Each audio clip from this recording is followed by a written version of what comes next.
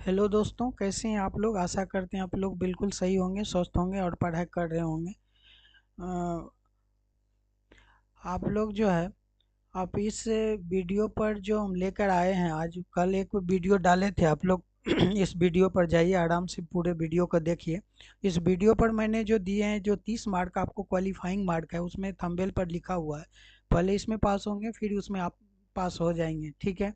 तो इस क्वेश्चन को मैं जो सेलेक्टेड क्वेश्चन, जो 30 क्वेश्चन लेगा, सिर्फ इस बार का जो बीपीएससी का पहले जो अलग था लैंग्वेज पेपर, इस बार साथ में ही दे रहा है, जिसमें 30 रहेगा। उसमें आपको 9 मार्क लाना बहुत ही ज़रूरी है। तो आप लोग 13 मार्क लेकर के चलिए, तो 9 ऑलरेडी आ ही जाएगा। तो मैंने इसी को देखते हुए आप लोग को ये वीडियो लेकर आए हैं। और इस तरह का 2-4 वीडियो और लाएंगे, आप लोग कमेंट्स के माध्यम से बताइए। और पहला वीडियो जो डाले हैं वो किस प्रकार का है, वो जो आप पूछा हुआ क्वेश्चन था उसी का मैंने डाला है, जिसमें टोटल जो एग्ज़ाम लिया था, जो शिफ्ट 1 का है, शिफ्ट 2 का भी होगा तो हम डाल देंगे उसको। अभी जो वीडियो डाले हैं उसको आप लोग पूरे देखिए, और वीडियो कैसा लगा उसको कमेंट्स के माध्यम से बताइए।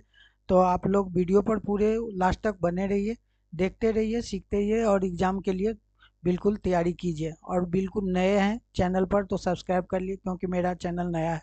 आप लोग थोड़ा सा सपोर्ट कीजिए, ठीक है। चैनल को सब्सक्राइब कर लीजिए। चलिए, तो आज का सेशन का पहला क्वेश्चन है लैंग्वेज का, इंग्लिश का क्वेश्चन है। जो मैंने जो क्वेश्चन 9 क्वेश्चन लेकर आए हैं इंग्लिश का, वो आप लोग पूरे देखिए। और उसके बाद हिंदी का क्वेश्चन इसी वीडियो में है। तो दोनों एक ही है, जो थंबनेल में आपको दिख रहा है वही चीज़ वहाँ आपको अंदर मिलेगा। तो पहला क्वेश्चन है कि they are cutting the old tree, तो choose the correct passive voice. इसमें आपको पेसिव वॉइस को क्या करना है, चूज करना है। कि the are cutting the old tree, है ना। तो उसमें पेसिव वॉइस क्या होगा, ये आप लोग को चुनना है। तो यहाँ है कि the old tree are beginning cutting, है ना। नेक्स्ट है the old tree are cutting. अगर आप लोग इस क्वेश्चन को सेलेक्ट कर रहे हैं तो ये बिल्कुल आप लोग के लिए सही जवाब है, ठीक है। The old tree are beginning cutting, ये आपका पेसिव वॉइस है, और इसको आप लोग को याद रखना है। नेक्स्ट नंबर क्वेश्चन है आइदर ही और आई खाली स्थान गिलिटी। उसमें कहता है चूज द करेक्ट वर्ब। अब उसमें आपको वर्ब चुनना है। इज एम आर क्या होगा, आप लोग जल्दी से कमेंट्स में बताइएगा। इसका सही उत्तर होगा कि ही या आई एम गिल्टी, है ना। ये ऑप्शन बी जो है, अगर आप लोग सही कर रहे हैं तो बिल्कुल सही है ना। नेक्स्ट क्वेश्चन है ही वाज एंग्री, खाली स्थान मी है। दी फिल इन दी ब्लैंक्स में भरना है चूज द करेक्ट प्रीपोजिशन। आपको वहाँ प्रीपोजिशन भरना है, जिसमें 4 प्रीपोजिशन दिया हुआ है। आप लोग अगर आप इसमें क्या कर रहे हैं, अगर विथ मार रहे हैं तो ये बी ऑप्शन बिल्कुल आपका सही है। He was angry with me, ठीक है। नेक्स्ट जो क्वेश्चन है कि he is fill in the blanks दिया हुआ है आइडियल गर्ल, उसमें choose the correct article choose करना आप लोग को। अगर आप उसमें एन मार रहे हैं तो बिल्कुल आप सही हैं, क्योंकि he is an ideal girl. B option आपका बिल्कुल सही जवाब है।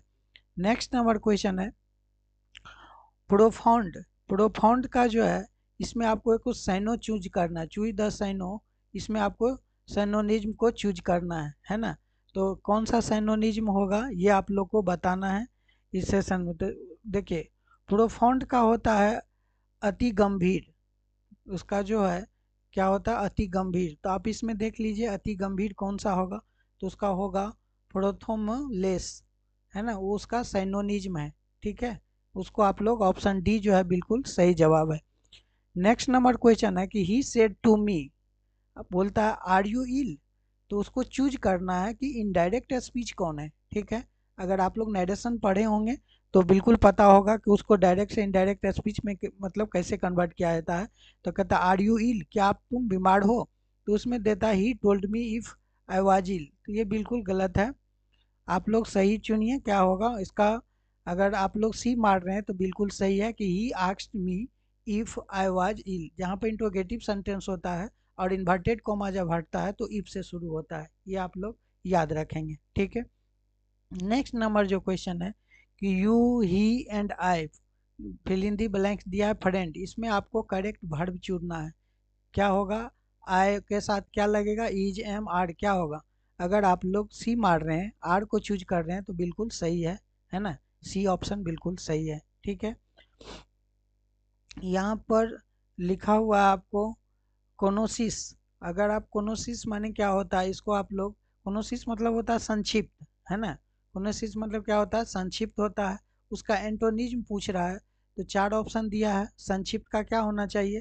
तो अगर आप लोग लेंदी मार रहे हैं ऑप्शन डी तो बिल्कुल सही है, क्योंकि संक्षिप्त का विस्तार होता है। लेंदी मीन्स क्या होता है, विस्तार, और चीज माने होता है संक्षिप्त। तो डी ऑप्शन बिल्कुल सही है। नेक्स्ट नंबर क्वेश्चन है कि I have been reading since 7 o'clock, है ना, यहाँ लिखा I have been reading since 7 o'clock, मैं 7 बजे से पढ़ते आ रहा हूँ। तो अब उसमें आप लोग को सेंटेंस में ये चुनना है कि ये जो सेंटेंस है ये कौन सा टेंस है, ये बताना है। सिंपल पास्ट टेंस है, प्रेजेंट कंटिन्यूअस है, प्रेजेंट परफेक्ट कंटिन्यूअस है, या प्रेजेंट परफेक्ट टेंस है। अगर आप लोग सी चूज कर रहे हैं, अगर सी मार रहे हैं आप लोग, तो बिल्कुल सही है आप लोग, ये सी ऑप्शन बिल्कुल सही है। ठीक है, अब ये 9 जो क्वेश्चन था ये आप लोग का इसी टाइप का क्वेश्चन रहेगा, और ये 9 ही क्वेश्चन अगर सही हो जाता है आप लोग को तो आप लोग पास कर जाएंगे। अब नेक्स्ट जो है हिंदी का सेशन में है, उसमें भी मैंने जो है 21 क्वेश्चन है, टोटल 30 क्वेश्चन है। तो लैंग्वेज में जो आपको उसमें भी देख लीजिए कि ऑप्शन है कि दंत से उच्चरित वर्ण क्या है, दंत से क्या क्या उच्चारण किया जाता है।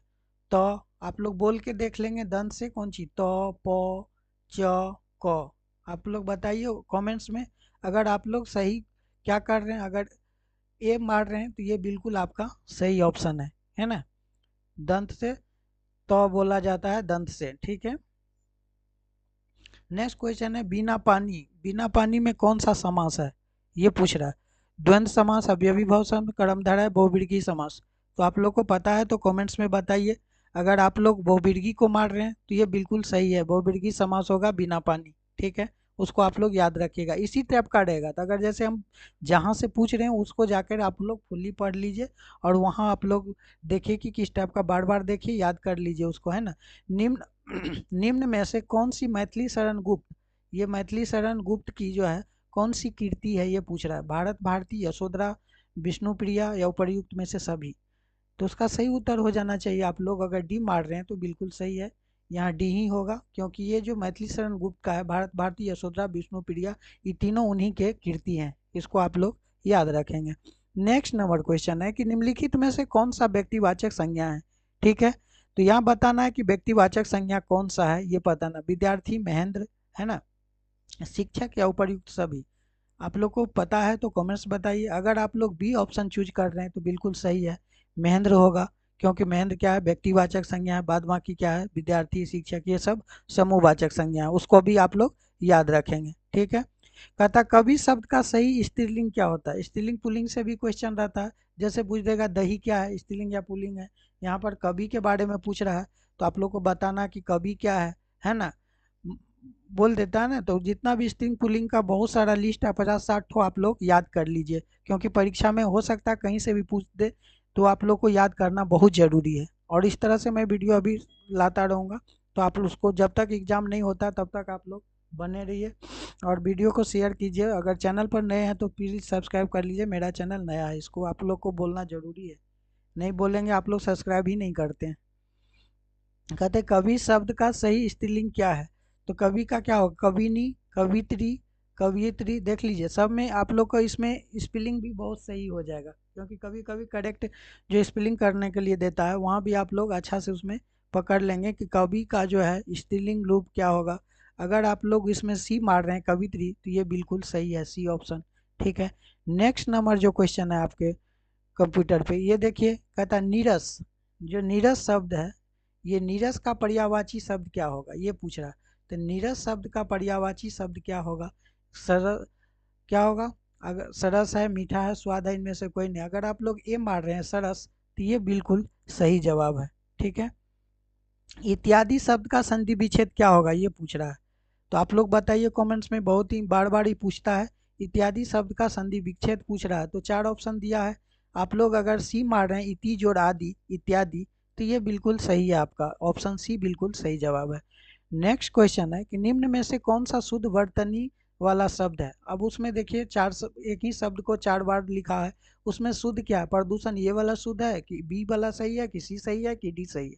तो आप लोग जान रहे हैं, अगर ए मार रहे हैं आप लोग तो बिल्कुल सही है, प्रदूषण ये जो है बिल्कुल सही आंसर है। ठीक है, नेक्स्ट नंबर क्वेश्चन है, लड़का पेड़ से गिरा इस वाक्य में कारक बताना है। ये जो लड़का पेड़ से गिरा इस वाक्य में जो आपको कारक बनाना है, कौन सा कारक होगा। 4 है, अपादान, करण कारक, संपादन या इनमें से कोई नहीं। अगर आप लोग ए मारें अपादान कारक तो ये बिल्कुल सही ऑप्शन है, अपादान कारक। कारक से भी क्वेश्चन रहता है, उसको भी आप लोग याद करेंगे। ठीक है, विशेषण कितने भेद होते हैं। देखिए विशेषण का भेद पूछ रहा है, कितने प्रकार का होता है विशेषण ये पूछ रहा है। ऐसे 2 3 4 5, तो उसका सही उत्तर हो जाएगा ऑप्शन नंबर सी। अगर 4 बिल्कुल सही जवाब है ऑप्शन सी। ठीक है, नेक्स्ट नंबर क्वेश्चन है, लेखक शब्द में कौन सा प्रत्यय जुड़ा हुआ है। आप लोग बहुत सारा आपने कमेंट्स में बताइए, आप लोग ईमानदारी से कि आप लोग का कितना सही हुआ है ना। ईमानदारी से बताइए, कमेंट्स के माध्यम से आप लोग बनाए होंगे, और आप लोग मेरे बनाने से पढ़ने में टाइम लगता है, आप लोग तुरंत ही पढ़ के उसमें बनाते हैं, तो आप ईमानदारी से बनाएंगे। लेखक शब्द जो पूछ रहा है, ये लेखक शब्द में कौन सा प्रत्यय जुड़ा हुआ है, इक, अक, आक या क। लेखक क्या प्रत्यय जुड़ा हुआ है आप लोग बताइए कमेंट्स में। तो उसमें अक प्रत्यय, अगर बी मार रहे हैं तो आप लोग बिल्कुल सही हैं। ठीक है, नेक्स्ट नंबर क्वेश्चन है, उसने कहा कि मैं घर जाऊंगा। ये क्वेश्चन देख लीजिए, बहुत अच्छा है। इसने कहा मैं घर जाऊंगा, यह कैसा वाक्य सेंटेंस है, ये पूछ रहा है। सरल वाक्य है, मिश्र वाक्य है, प्रश्नवाचक है, संयुक्त वाक्य है। तो कमेंट्स में बताइए, इसका सही उत्तर हो जाएगा ये जो है, आप लोग अगर बी मार रहे हैं मिश्र वाक्य तो आप लोग बिल्कुल सही हैं, मिश्र ही उसका सही आंसर होगा। तो विश्व हिंदी दिवस कब मनाया जाता है। देखिए यहाँ पर क्वेश्चन कभी कभी है ना, भारतीय हिंदी दिवस होता है, जो हमारे देश का हिंदी दिवस होता है, ये होता है 14 सितंबर को। और यहाँ पूछ रहा है विश्व हिंदी दिवस, तो विश्व हिंदी दिवस जो है 10 जनवरी। अगर ये मार रहे हैं आप लोग तो बिल्कुल सही है, यहाँ पर कन्फ्यूज आइएगा मत, क्योंकि विश्व पूछ रहा है तो विश्व होगा 10। अगर हमारे भारत में पूछेगा, हमारे हमारे देश में जो है हिंदी दिवस कब मनाया जाता है, तो ये हो जाएगा 14 सितंबर। उसको आप लोग भी याद रखिएगा। नेक्स्ट नंबर क्वेश्चन है, नाखून क्यों बढ़ते हैं, इस ललित निबंध का लेखक कौन है। देखिए ये जो है नाखून क्यों बढ़ते हैं, ये एक कैसा निबंध है, ये भी पूछ देगा कि नाखून क्यों बढ़ते हैं, ये किस प्रकार का निबंध है। तो आप लोग बोलेंगे ललित निबंध है। तो उसका लेखक कौन है ये पूछ रहा है, अमरकांत, शिवपूजन शाह, हजारी प्रसाद द्विवेदी या प्रेमचंद। तो उसका सही उत्तर हो जाएगा, अगर आप लोग मार रहे हैं सी ऑप्शन, तो ये बिल्कुल सही है। हजारी प्रसाद द्विवेदी का ललित निबंध लेखक है नाखून क्यों बढ़ते हैं, है ना। नेक्स्ट नंबर क्वेश्चन है, इनमें से कौन सा शब्द सर्वनाम नहीं है, कौन, कुछ, क्या, इधर। तो आप लोग को ऑप्शन में पता चल गया होगा अगर पढ़े होंगे तो। इसमें से सही उत्तर क्या होगा ये बताना है। ये कौन जो है शब्द सर्वनाम है, कुछ भी है, क्या है, ये तीनों जो है क्या है, सर्वनाम है। इधर जो है ये सर्वनाम नहीं है, तो डी ऑप्शन सर्वनाम नहीं है। ये इस क्वेश्चन का आंसर डी बिल्कुल सही जवाब है। नेक्स्ट नंबर क्वेश्चन कहता है, मैं वहाँ होकर आया हूँ, इस वाक्य में अव्यय शब्द कौन है ना। अव्यय पूछ रहा है कि मैं वहाँ होकर आया हूँ, उसमें अव्यय वहाँ है कि होकर है कि मैं है कि उपर्युक्त तीनों है, तो ये बताना आप लोग को। तो वहाँ जो है वो जो है आपका अव्यय अव्यय समास है ना। इसको आप लोग याद रखेंगे। ठीक है, नेक्स्ट नंबर क्वेश्चन है, अंगारों पर लौटना मुहावरा का अर्थ क्या है। मुहावरा से भी पूछता है, उसका अर्थ पूछता है कि अंगारों पर लौटना जो है, इस मुहावरा का अर्थ क्या होगा ये बताना है। जल जाना, क्रोध होना, दुख होना या उपर्युक्त में से सभी।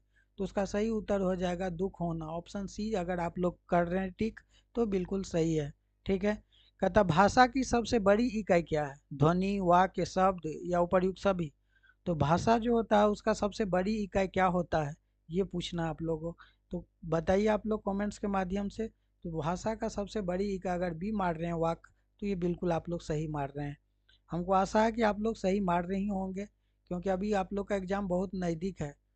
कबूतर किस भाषा का शब्द है, ये भी बहुत अच्छा क्वेश्चन है कि कबूतर किस भाषा का शब्द है, अंग्रेजी, फारसी, अरबी, इनमें से कोई नहीं।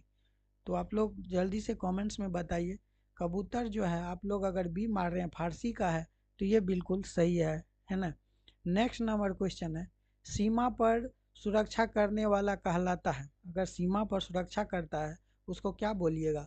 आप लोग जल्दी से कमेंट्स कीजिए, उसको आप लोग कॉमन सेंस के भी लगा सकते हैं, सिपाही, पुलिसमैन, सैनिक या उपर्युक्त सभी। तो बहुत सारे लड़का यहाँ गलत कर देंगे, उपर्युक्त सभी मार देंगे, लेकिन ऐसा नहीं है। सीमा पर सुरक्षा करने वाला क्या कहलाता है? ऑप्शन नंबर सी, सैनिक कहलाता है। उसको आप लोग याद रखिएगा, बहुत अच्छा क्वेश्चन है। नेक्स्ट एंड लास्ट क्वेश्चन है इस वीडियो का, और आपका इस सेशन में 30 ही क्वेश्चन रहेगा। इसी टाइप से लाए हैं, कल से हम आपको उसमें जो है परीक्षा के व्यू जैसा रहता है ऑप्शन, इस टाइप का ऑप्शन हम दे देंगे उसमें आप लोग को। निम्न में से दिया आपको, इसमें देख लीजिए कि निम्न में से किस राज्य की भाषा अंग्रेजी है। इसको भी आप लोग अच्छा से याद रखिएगा। मणिपुर, नागालैंड, मेघालय, उपर्युक्त सभी। तो हम अगर आप लोग बी ऑप्शन मार रहे हैं नागालैंड, तो आप लोग बिल्कुल सही है। तो अभी आप लोग बता दीजिए कमेंट्स में कि कितना स्कोर कर पाए आप लोग, कितना किसका आया है ईमानदारी से। अगर चैनल पर नए हैं तो प्लीज़ चैनल को सब्सक्राइब कर लीजिए, मेरे चैनल को बढ़ाने में कोशिश कीजिए थोड़ा सा, क्योंकि आप लोग से मांगना ज़रूरी पड़ता है, क्योंकि आप लोग ऐसे चैनल को सब्सक्राइब कर नहीं रहे, देख के निकल जा रहे हैं। ठीक है, तो वीडियो कैसा लगा कमेंट्स में बताइए, और अभी तक वीडियो पर बने रहने के लिए आप लोग को बहुत बहुत धन्यवाद। जय हिंद, जय भारत।